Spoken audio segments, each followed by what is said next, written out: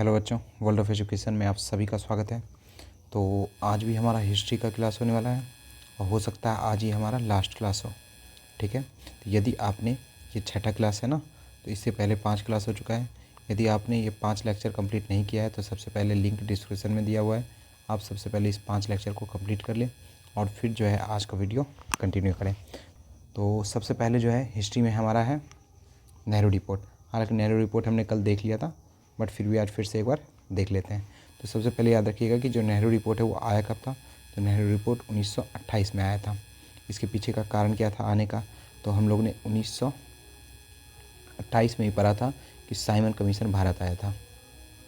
ठीक है ना, तो साइमन कमीशन भारत आया था। तो आप सबसे पहले कमेंट में लिखिए कि साइमन कमीशन जो भारत आया था, Simon go back, Simon go back का नारा किसने दिया था। साथ ही साथ आप ये भी बता दीजिए कि नेहरू जी जो हैं ये और सी आर दास इन्होंने मिलकर के एक संस्था का भी गठन किया था ना। वो संस्था कौन सी थी? ठीक है, तो अभी आप सबसे पहले जाकर के कमेंट में कीजिए, फिर हम आगे बढ़ते हैं। तो 1928 में जो है साइमन कमीशन भारत आता है। तो जब ये भारत आता है ना, तो उस टाइम जो ब्रिटिश के पीएम थे उन्होंने जो है ये नेहरू, याद रखिएगा, ये जो नेहरू रिपोर्ट है ये जवाहरलाल नेहरू नहीं बल्कि इनके पिताजी मोतीलाल नेहरू के द्वारा लाया गया था। ठीक है, तो उन्होंने जो है नेहरू जी को एक क्या कह सकते हैं आप, चैलेंज दिया था कि आप जो है ना एक ऐसा संविधान बना के दिखाइए, एक ऐसा संविधान बना के दिखाइए जो सबके लिए मान्य हो, यानी जिसे सब माने। तो उन्हीं के चैलेंज को एक्सेप्ट करते हुए जो है मोतीलाल नेहरू जी ने एक संविधान बनाने के लिए एक रिपोर्ट तैयार किया था। संविधान किस आधार पर होना चाहिए बेसिकली इसमें ये बताया गया था। तो उन्हीं के रिपोर्ट को जो है ना हम लोग नेहरू रिपोर्ट कहते हैं। ठीक है, तो सबसे पहले तो आपको पूछता है कि नेहरू रिपोर्ट आया कब था, तो 1928 में। इसकी अध्यक्षता किसने की थी, तो मोतीलाल नेहरू ने। ठीक है, याद रखिएगा। और मोतीलाल नेहरू ने ही जो है नेहरू रिपोर्ट में सबसे पहले जो है डोमिनियन स्टेट की मांग की थी। आखिर ये डोमिनियन स्टेट क्या है, तो डोमिनियन स्टेट यानी अर्धराज्य। ये क्या होता है, तो अर्धराज्य ऐसे समझिए कि जो ब्रिटिश का संसद है ना, ब्रिटिश का जो पार्लियामेंट है वो 3 भाग में है। पहला हाउस ऑफ लॉर्ड्स, दूसरा हाउस ऑफ कॉमन और तीसरा है वहाँ के राष्ट्राध्यक्ष।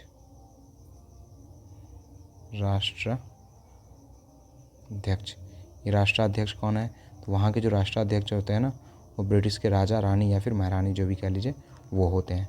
तो हमारा जो डोमिनियन स्टेट होता ना, तो डोमिनियन स्टेट कहने का मतलब है कि जो हाउस ऑफ लॉर्ड्स और हाउस ऑफ कॉमन है ये तो भारत में होंगे, परंतु जो हमारे राष्ट्राध्यक्ष होंगे यानी जो राजा रानी होंगी वो ब्रिटिश के राजा रानी ही होंगे। इसे डोमिनियन स्टेट कहा जाता है, परंतु अंग्रेज़ों ने इसे भी मानने से जो है मना कर दिया था। फिर इसी के बाद जो है ना 1929, याद होगा ना आपको, 1929 के लाहौर अधिवेशन में जो है इनके पुत्र जवाहरलाल नेहरू ने जो है इसकी मांग को ख़त्म कर दिया और बोला भैया हमको क्या चाहिए, पूर्ण स्वराज चाहिए, पूर्ण स्वराज। साथ ही साथ उसी के अगले साल जो है 1930 में, डेट आप बताइएगा, इन्होंने क्या किया था, झंडा फहराया और स्वाधीनता की घोषणा कर दी।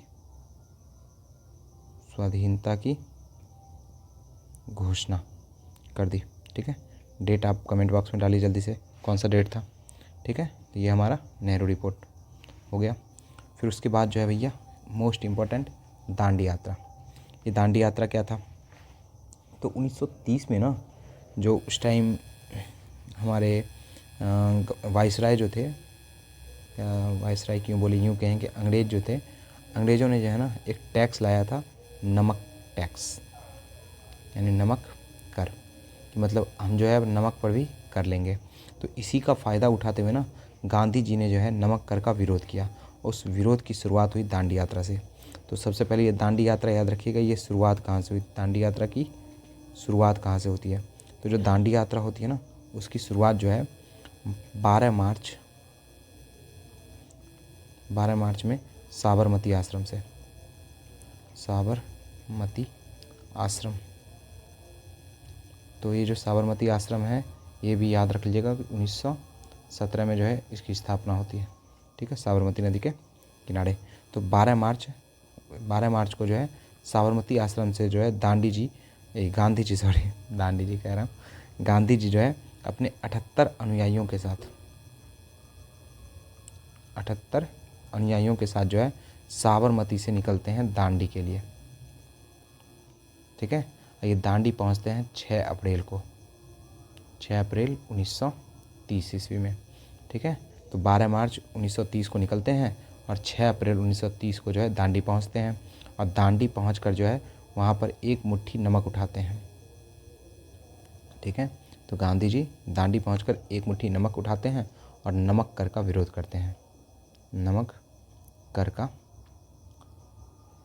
करते हैं, और इसे ही जो है हम सविनय अवज्ञा आंदोलन की शुरुआत मानते हैं। याद रखिएगा, सविनय अवज्ञा आंदोलन की शुरुआत मानते हैं। अब ध्यान से सुनिएगा, इससे पूछता कैसे है। सबसे पहले तो याद रखिएगा दांडी यात्रा स्टार्ट कब हुआ था। तो जो दांडी यात्रा था ना वो स्टार्ट हुआ था 12 मार्च 1930 से। कहाँ निकले थे? तो साबरमती से निकले थे। साबरमती से कहाँ को जाते हैं? तो दांडी को। कहाँ को जाते हैं? दांडी को। तो दांडी यात्रा कब स्टार्ट हुआ था? तो 12 मार्च 1930 ईस्वी को, ठीक है। ये अनुयायी तो पूछता नहीं है, बट याद रखना हो तो याद रख लीजिएगा। अब कहाँ पर पहुँचे थे दांडी यात्रा में? तो दांडी पहुँचे थे। कब पहुँचे थे? 6 अप्रैल। तो ये डेट आपका पूछता है कि सविनय अवज्ञा आंदोलन की शुरुआत कब हुई थी। तो जो सविनय अवज्ञा आंदोलन थे उसकी शुरुआत जो होती है 6 अप्रैल 1930 ईस्वी को, ठीक है। सविनय अवज्ञा आंदोलन किसके विरोध में किया गया था? तो नमक कर के विरोध में। किसके विरोध में? नमक कर विरोध में, ठीक है। तो इतना याद होगा। आइए आगे बढ़ते हैं। तो सविनय अवज्ञा आंदोलन हो ही गया हमारा। फिर है लाल कुर्ती दल। जो सविनय अवज्ञा आंदोलन था ना, इसी का जो है अलग अलग राज्य में यानी अलग अलग प्रांतों में जो है अलग अलग लोगों के नेतृत्व में किया गया था। तो उसी समय जो है ना एक लाल कुर्ती नामक दल का गठन जो है खान अब्दुल गफ्फार खां के द्वारा किया गया था। इसे ही जो है ना हम लोग सीमांत गांधी कहते हैं, याद रखिएगा, सीमांत गांधी, ठीक है। तो आइए आगे बढ़ते हैं। फिर उसके बाद है गोलमेज सम्मेलन। तो ये गोलमेज सम्मेलन क्या है? तो ब्रिटिश में ना 1930 ईस्वी में ब्रिटेन में यानी यूके की लंदन में जो है एक सम्मेलन आयोजित किया गया, ठीक है। किसके लिए? तो भारतीयों के लिए। मतलब जो है आपका प्रशासन कैसे करें, क्या आगे आपके लिए निष्कर्ष लेना है, उसी के लिए जो है एक सम्मेलन आयोजित किया गया। चूँकि ये सम्मेलन का जो है ना, ये सम्मेलन का आयोजन जो है एक गोल मेज पर होता था। मतलब ऐसे करके एक गोल मेज था और उसी पर जो है चारों तरफ लोग बैठते थे। तो इसीलिए जो है ना इस कॉन्फ्रेंस को ही गोल मेज सम्मेलन कहा गया, यानी इस सम्मेलन को ही गोल मेज सम्मेलन कहा गया, ठीक है। याद रहेगा ना। तो ये गोल मेज सम्मेलन जो है 3 बार हुआ था। फर्स्ट हुआ था 1930 में, जिसमें कि कौन कौन जाते हैं? तो याद रखिएगा, इस प्रथम गोलमेज सम्मेलन में ना तो गांधी जी जाते हैं और ना ही कांग्रेस जाता है, ठीक है। ना तो कांग्रेस से कोई गया और ना ही गांधी जी गए। तो जब कांग्रेस से और गांधी जी कोई भी नहीं गया तो उस टाइम जो है वहाँ के प्रधानमंत्री के द्वारा जो भारत में वायसराय थे इरविन,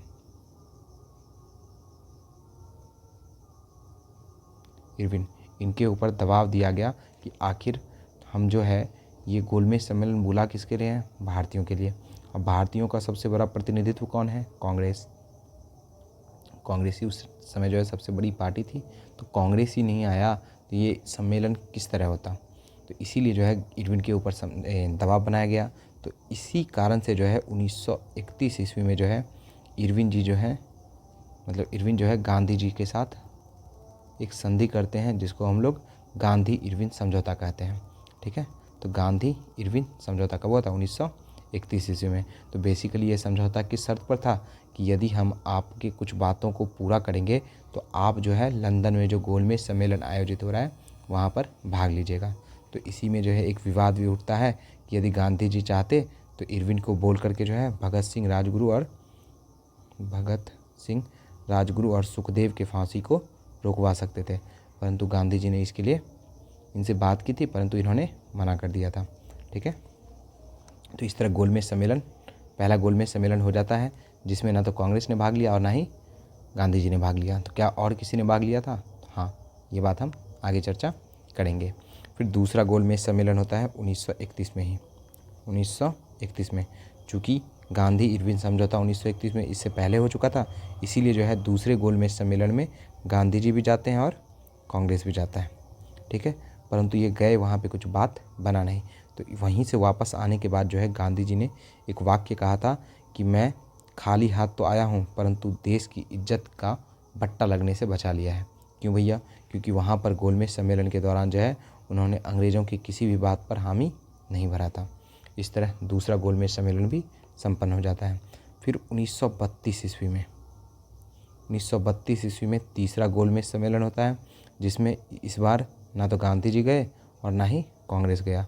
ठीक है, तो याद रखिएगा इतना। अच्छा, एक क्वेश्चन और पूछता है कि कौन व्यक्ति थे जो तीनों गोलमेज सम्मेलन में भाग लेते हैं? तो दो ऐसे व्यक्ति थे जो कि तीनों गोलमेज सम्मेलन में भाग लेते हैं। पहला तो हमारे बी.आर. अम्बेडकर और दूसरे थे तेज बहादुर सप्रू।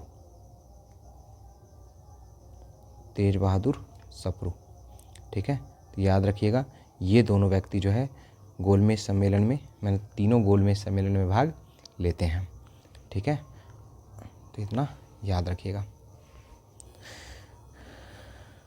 फिर उसके बाद गांधी इरविन समझौता, इस पर तो हम लोग बात कर ही चुके हैं कि 1931 ईस्वी में होता है। किनके बीच? तो गांधी और इरविन के बीच। ठीक है, याद रखिएगा।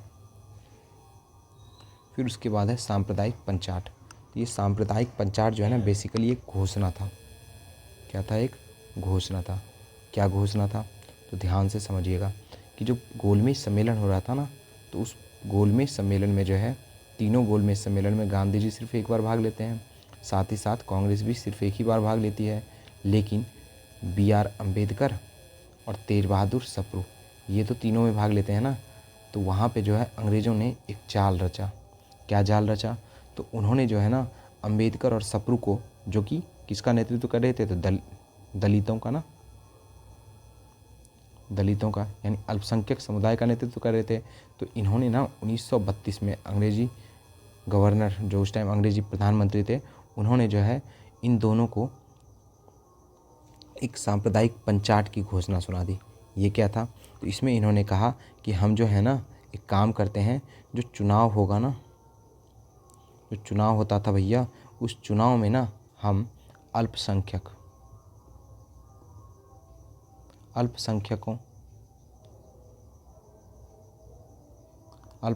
के लिए जो है पृथक निर्वाचन की व्यवस्था करवा देते हैं। पृथक निर्वाचन क्या था? कि मतलब अल्पसंख्यक लोग जो है अलग से खड़े होंगे और साथ ही साथ इनको वोट भी जो है केवल और केवल अल्पसंख्यक लोग ही देंगे। यानी भैया अल्पसंख्यक लोग ही खड़े होंगे और अल्पसंख्यक लोग ही उनको वोट देंगे, जिससे कि जो है उनका प्रतिनिधित्व अधिक हो सके। किंतु भैया ये इन्होंने इतना सोच कर नहीं दिया था। इन्होंने ये सोच कर दिया कि कांग्रेस जो है ना, वो क्यों इतना ऐठ रही है? क्योंकि भैया उसके पास जो है प्रतिनिधित्व है। उनके पास क्या है? प्रतिनिधित्व है।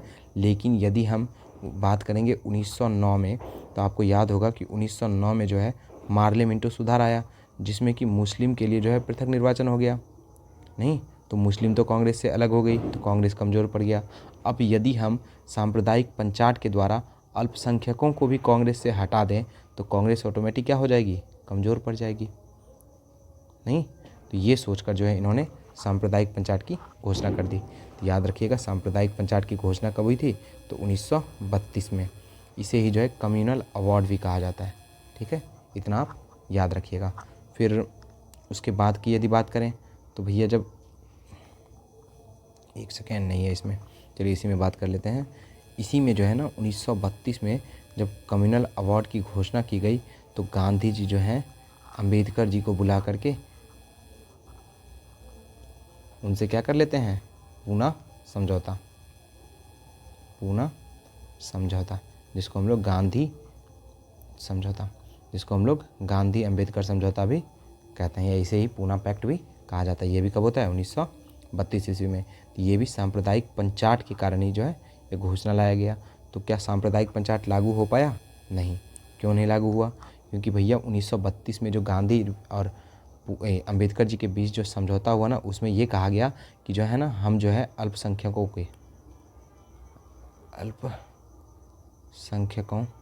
के लिए कांग्रेस में ही जो है ना सीट बढ़वा देंगे। जो सीट है ना हमारा आपके लिए, तो उसे बढ़ा दिया जाएगा। जिस कारण गांधी जी अंबेडकर जी जो है गांधी जी की बात को मान लेते हैं और सांप्रदायिक पंचायत को लागू नहीं करने देते हैं। ठीक है।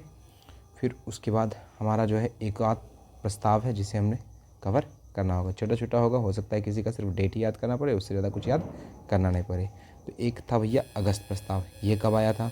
ये आया था, एक सेकेंड, ये आया था 8 अगस्त 1940 ईस्वी में। क्या था ये? ध्यान से सुनिएगा।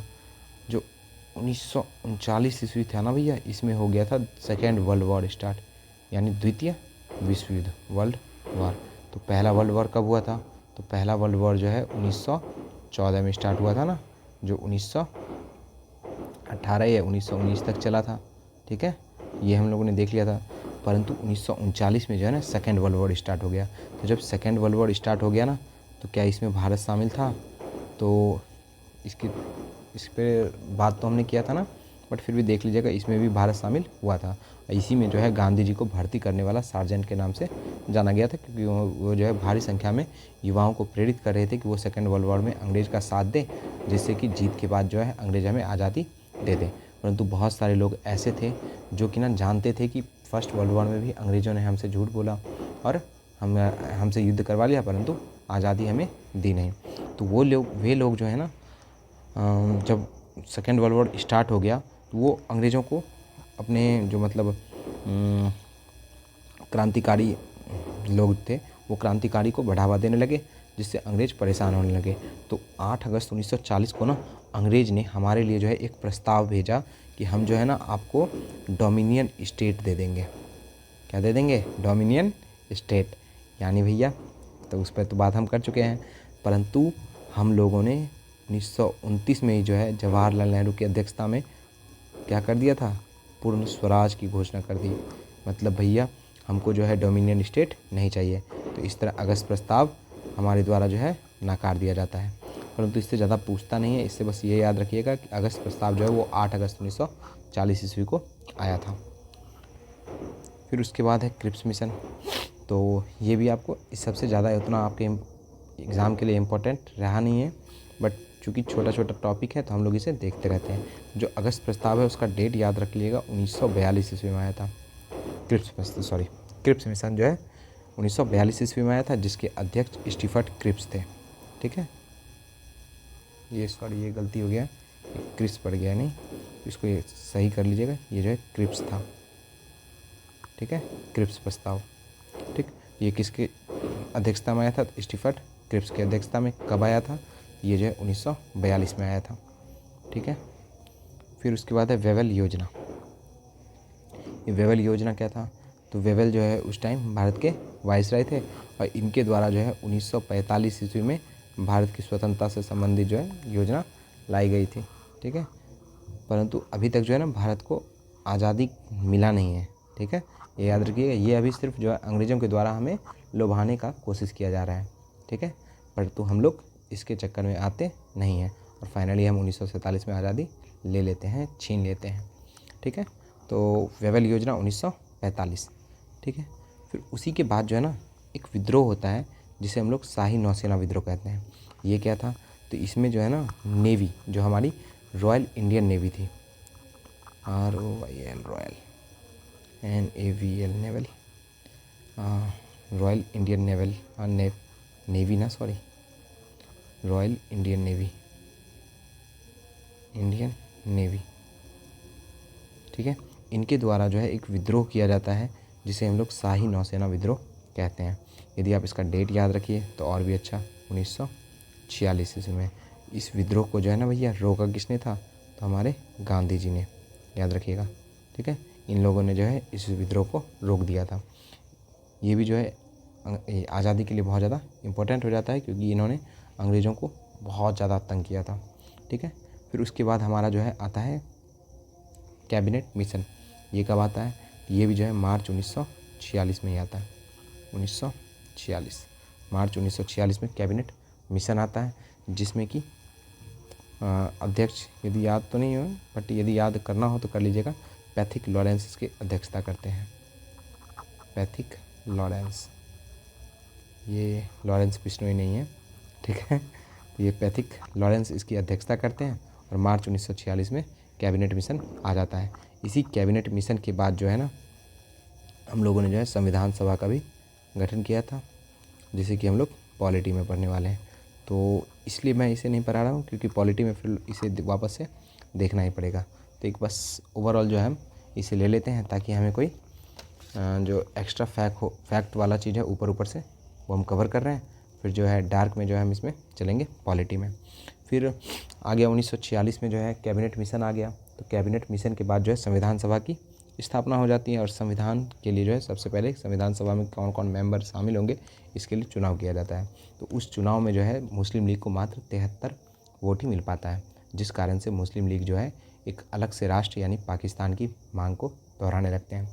उसी को मनवाने के लिए जो है ना मुस्लिम लीग के द्वारा बंगाल में जो है एक क्या कह सकते हैं सांप्रदायिक दंगा फैलाया जाता है, और एक प्रत्यक्ष कार्रवाई दिवस मनाया जाता है। तो इसका आपको डेट पूछता है कि प्रत्यक्ष कार्रवाई दिवस कब मनाया गया था। ये आप प्रत्यक्ष कार्रवाई दिवस का डेट याद रख लीजिएगा कि जो प्रत्यक्ष कार्रवाई दिवस था वो 16 अगस्त 1946 को 16 अगस्त 1946 को मनाया गया था, ठीक है। ये डेट आपके लिए इम्पोर्टेंट हो जाता है, इसे आप याद रखिएगा। तो 16 अगस्त 1946 को जो है कहाँ पर मनाया जाता है, तो बंगाल में, ठीक है, ये भी याद रखिएगा। फिर ये जो सांप्रदायिक दंगा था, इसे जो है माउंटबेटन नहीं रोक पाए थे। उस टाइम माउंटबेटन वहाँ के वो थे, मतलब कह लीजिए भारत के वाइसराय थे। इनके द्वारा इस प्रत्यक्ष कार्रवाई दिवस को जो है रोका नहीं जा पा रहा था। तो उसको जो है ना हमारे गांधी जी भूख हड़ताल के द्वारा रोक देते हैं। इसी दौरान जो है माउंटबेटन ने गांधी जी को वन मैन बाउंड्री फोर्स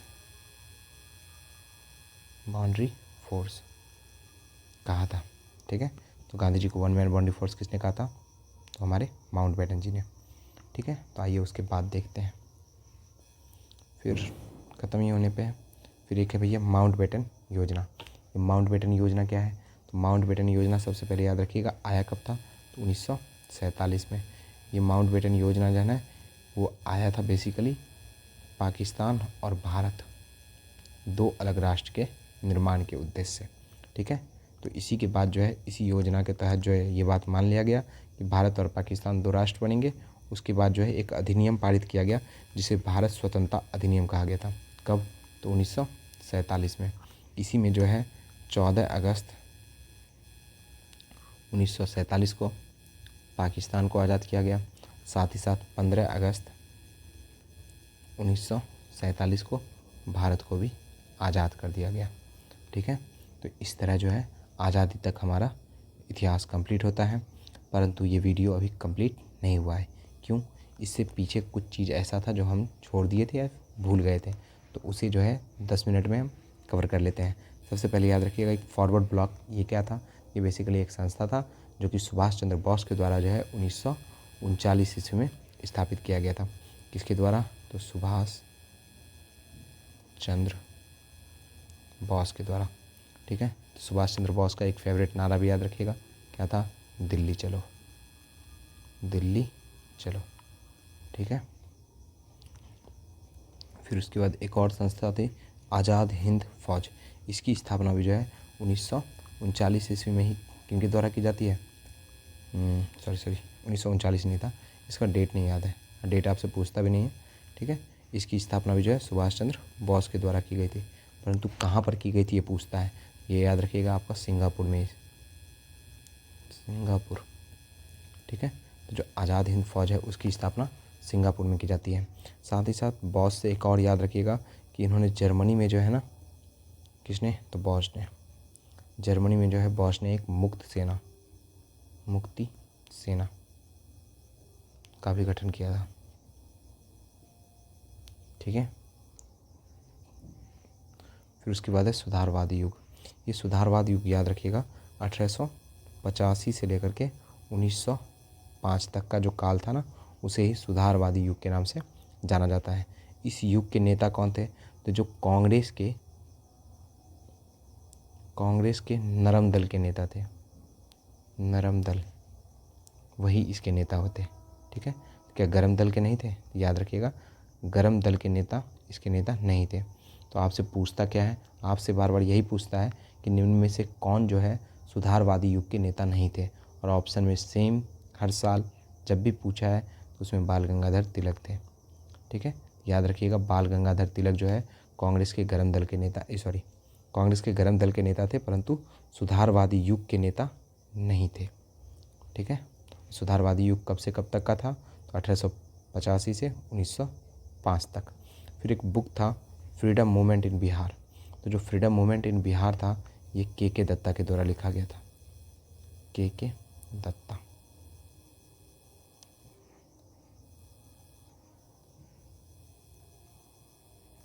के दत्ता, ठीक है। फिर उसके बाद है वीडी सावरकर का आप दो चीज़ याद रखिएगा कि जो है 1857 की क्रांति थी उसको जो है इन्होंने नियोजित स्वतंत्रता संग्राम कहा था। साथ ही साथ इन्होंने स्वतंत्रता संग्राम का प्रथम युद्ध भी इसे कहा था, स्वतंत्रता संग्राम का प्रथम युद्ध, ये बात आप याद रखिएगा, ठीक है। फिर उसके बाद है शांति निकेतन। तो शांति निकेतन भी जो है बेसिकली एक संस्था थी जिसका गठन जो है किसने किया था, रविन्द्रनाथ टैगोर ने, रविन्द्रनाथ टैगोर, ठीक है। तो स्वतंत्र निकाय की स्थापना रविन्द्रनाथ टैगोर ने की थी। फिर उसके बाद है पुनर्जागरण की शुरुआत। जो पुनर्जागरण की शुरुआत होती है ना, ये यूरोप में इटली में होती है, ठीक है। ये क्वेश्चन एक बार बिहार एनएमएमएस में पूछा था, हालांकि ये आपके 9th और 10th का चैप्टर है, ठीक है, बट चूँकि पूछ दिया था इसलिए मैंने इसमें ले लिया। एक और था औद्योगिक क्रांति। जो औद्योगिक क्रांति है ना, इसकी शुरुआत जो है कहाँ से होती है, तो इसकी शुरुआत जो है आपको इंग्लैंड से होती है। कहाँ से, इंग्लैंड से। एक और यदि याद रहे कि गौरवपूर्ण क्रांति 1688 ईस्वी में होता है, डेट इम्पोर्टेंट नहीं है बट याद रखिएगा ये भी जो है गौरवपूर्ण क्रांति भी जो है इंग्लैंड से ही शुरू होती है, इंग्लैंड में ही होता है, ठीक है। तो एक और है सत्यार्थ प्रकाश। जो सत्यार्थ प्रकाश है ना, इसके लेखक दयानंद सरस्वती थे, ठीक है। फिर उसके बाद फाइनली जो हमारा हिस्ट्री है वो आज कंप्लीट हो गया। तो आज से हमारा हिस्ट्री हो गया कंप्लीट। तो द एंड, ठीक है। तो आज हमारा सेट का एक टॉपिक कंप्लीट होता है। फिर इसके बाद जो है नेक्स्ट वीडियो, सबसे पहले तो आप याद रखिएगा कि आपके पास ज़्यादा टाइम रहा नहीं यदि आप बिहार एनएमएमएस की तैयारी कर रहे हैं। क्यों, आपका एग्ज़ाम कब है, तो 19 जनवरी। आज डेट हो गया आपका 3 दिसंबर। तो 3 दिसंबर तो 27 और 28 इधर और 19 इधर, तो 28, 9, 8, 17, 37, 47, 47 डेज लेफ़्ट, ठीक है। तो ज़्यादा टाइम आपके पास रहा नहीं। तो इस 47 डेज़ में यदि आप चाहते हैं कि ओनली 40 डेज़ मान के चलिए, क्योंकि 6-7 दिन तो आपको रिवीजन में भी लगेगा। तो रिवीजन यदि आप रियलिटी में करना चाह रहे हैं तो प्लीज़ चैनल को थोड़ा सा